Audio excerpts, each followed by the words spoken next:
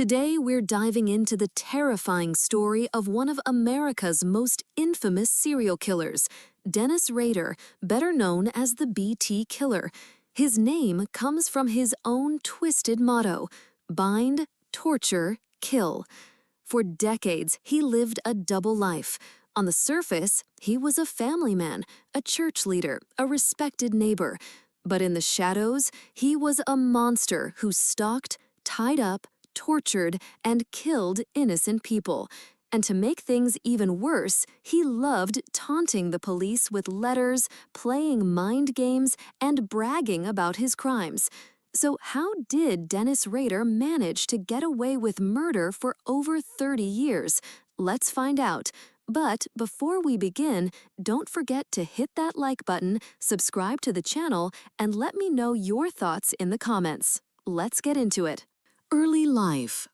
Dennis Rader was born in 1945 in Kansas. Outwardly, he seemed like an average guy.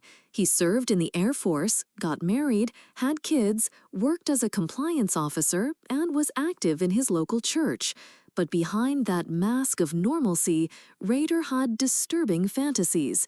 From a young age, he was obsessed with bondage and control. He imagined tying women up, torturing them, and eventually killing them. The first murders. His violent fantasies became reality in 1974. Rader broke into the Otero family home in Wichita, Kansas.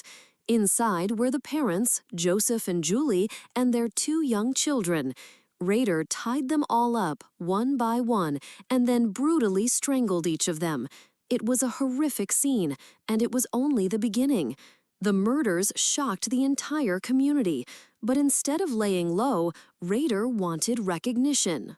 Letters to the police. Not long after, he began sending taunting letters to the media and the police. In these letters, he described the crimes in graphic detail and demanded credit for them. It was Rader himself who came up with the nickname BTK, short for bind, torture, kill. This turned the case into a nightmare for investigators. They weren't just chasing a killer, they were being mocked by him.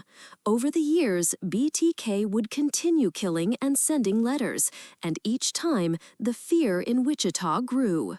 Double life. What made Dennis Rader so terrifying was his ability to blend in. He was the president of his church council, a Boy Scout troop leader, and a devoted father. To his neighbors, he was a quiet, responsible man. Nobody suspected that, at night, he was sneaking into homes, tying up his victims, and ending their lives. How he was caught. For decades, police struggled to find him. BTK went quiet for a long time, but in 2004, after nearly 25 years of silence, he started sending letters again. In one of them, he asked a question that would become his downfall. "If I send you a floppy disk, can it be traced back to me?" The police replied, "No, it can't." But that was a lie. Rader sent the disk, and investigators quickly traced it back to a computer at a church where Dennis Rader was the president. It was game over. The arrest and sentence. In 2005, Dennis Rader was arrested. The world was shocked. People who knew him couldn't believe that the friendly church leader and family man was the BTK Killer. In court, Rader coldly admitted to 10 murders. He showed no real remorse, instead describing his crimes in chilling detail. He was sentenced to 10 consecutive life sentences, ensuring he would spend the rest of his life behind bars. Dennis Rader, the BTK Killer, is a terrifying reminder that monsters don't always look like monsters. Sometimes they're hiding in plain sight, behind a father, a neighbor, or even a church leader. So let me ask you this. If Rader hadn't made that floppy disk mistake, do you think he would have ever been caught? Drop your thoughts in the comments.